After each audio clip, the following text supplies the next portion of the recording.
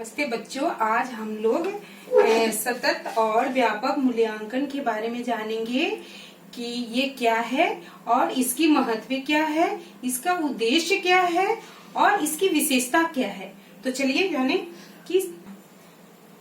जानते हैं कि सतत क्या है। पहले तो सतत और व्यापक मूल्यांकन वर्ष 2009 में भारत के शिक्षा का अधिकार अधिनियम के तहत अनिवार्य मूल्यांकन प्रक्रिया है।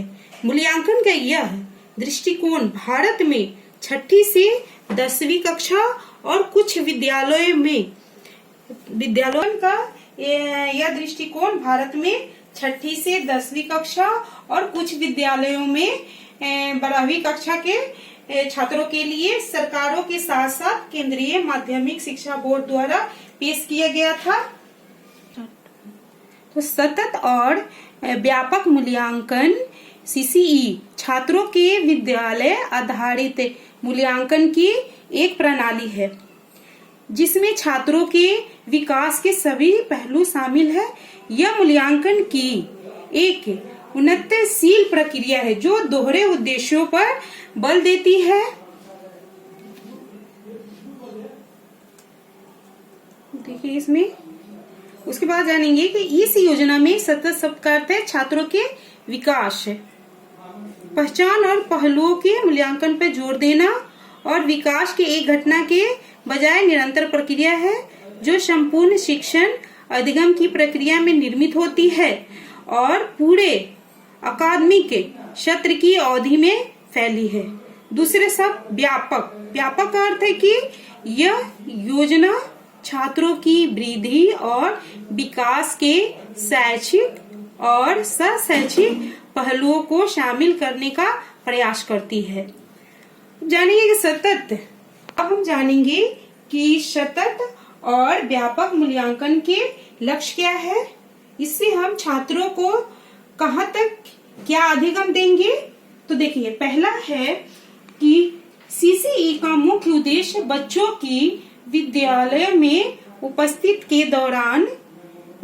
के दौरान उसके हर पहलू का मूल्यांकन करना है कि बच्चे अपने वर्ग में उपस्थित हैं भी तो क्या क्या ऑब्जर्व कर रहे हैं, क्या अधिगम कर रहे हैं। सेकंड है कि सीसीई का उद्देश्य बच्चों के तनाव को कम करना है। बच्चों की हमें किताबी अध्ययन से हटा के उन्हें कुछ गतिविधियां करवाना है और उनकी गतिविधियों पे ध्यान देना है। और नेक्स्ट है कि मूल्यांकन को व्यापक और नियमित बनाना और उसके बाद रचनात्मक शिक्षण के लिए शिक्षक को स्थान प्रदान करना। यानी बच्चों को जो भी हम गतिविधियां करवाएंगे उसके लिए हमें स्थान प्रदान करना पड़ेगा शिक्षक को, या कुछ एक्टिविटीज करवाने के लिए वो बाहर करवाएंगे तो बाहर किस तरह वो करवाएंगे। नेक्स्ट है कि निदान और उपचार के साधन प्रदान करना। उसके बाद बृहद कौशल वाले शिक्षार्थियों का निर्माण करना। तो ये तो लक्ष्य था। अब हम जानेंगे कि इसके उद्देश्य क्या है। सतत और व्यापक मूल्यांकन के उद्देश्य। तो सतत और व्यापक मूल्यांकन के विविध उद्देश्य हैं। पहला है शिक्षण और अधिगम की प्रक्रिया को एक शिक्षार्थी केंद्रित गतिविधि बनाना। और सेकंड है कि मूल्यांकन प्रक्रिया को शिक्षण अधिगम की प्रक्रिया का एक अभिन्न अंग बनाना। और यह ध्वनि निर्णय लेना कि उनका विकास कैसा हो रहा है।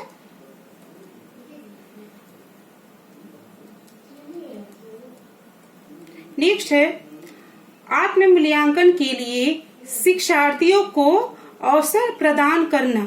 यानी कि हमें बच्चों के अपनी रुचि के अनुसार उन्हें गतिविधि करवाए या उन्हें अध्ययन करवाए कि बच्चे किस चीज में इंटरेस्ट ले रहे हैं, उनका जो है विकास किस तरफ हो रहा है। नेक्स्ट है सतत और व्यापक मूल्यांकन की विशेषताएं। तो इसकी विशेषताएं, पहला है कि सीसीई का सतत पहलू मूल्यांकन के निरंतर और आवधिक पहलू का ध्यान रखता है। और सेकेंड इसकी विशेषता है सीसीई का व्यापक घटक बच्चों के व्यक्तित्व के सर्वांगीण विकास के मूल्यांकन का ध्यान रखता है। नेक्स्ट है इसमें विद्यार्थी के विकास के शैक्षिक के साथ साथ सह शैक्षिक पहलुओं का मूल्यांकन शामिल है। शैक्षिक पहलुओं में पाठ्यक्रम संबंधी क्षेत्र या विषय विशिष्ट क्षेत्र शामिल है, जबकि सह शैक्षिक पहलुओं में जीवन कौशल, सह पाठ्यक्रम संबंधी गतिविधियां, दृष्टिकोण और मान्यताएं शामिल है। सह शैक्षिक क्षेत्रों में मूल्यांकन पहचान मापदंडों के आधार पर कई तकनीकों का उपयोग करके किया जाता है, जबकि जीवन कौशल में आकलन और परीक्षण सूची के संकेतों के आधार पर मूल्यांकन किया जाता है।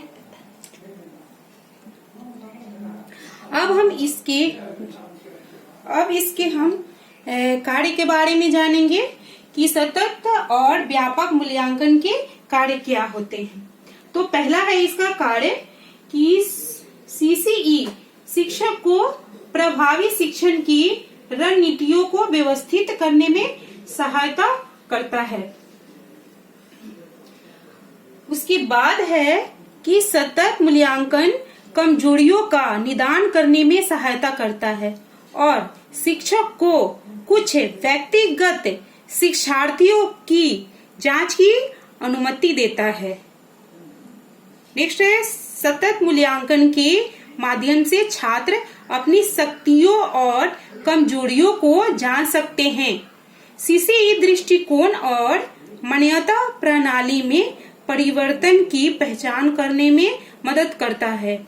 सीसीई छात्रों की शैक्षिक और शैक्षिक क्षेत्रों में प्रगति पर जानकारी प्रदान करता है, जिसके परिणाम स्वरूप शिक्षार्थियों की भविष्य की सफलता का पूर्वानुमान होता है। हो गया कि सतत व्यापक और मूल्यांकन के महत्व के बारे में। नेक्स्ट हम कल अब इसके बारे में जानेंगे कि ये कितने प्रकार के होते हैं और उसकी क्या इम्पोर्टेंस है। ठीक है।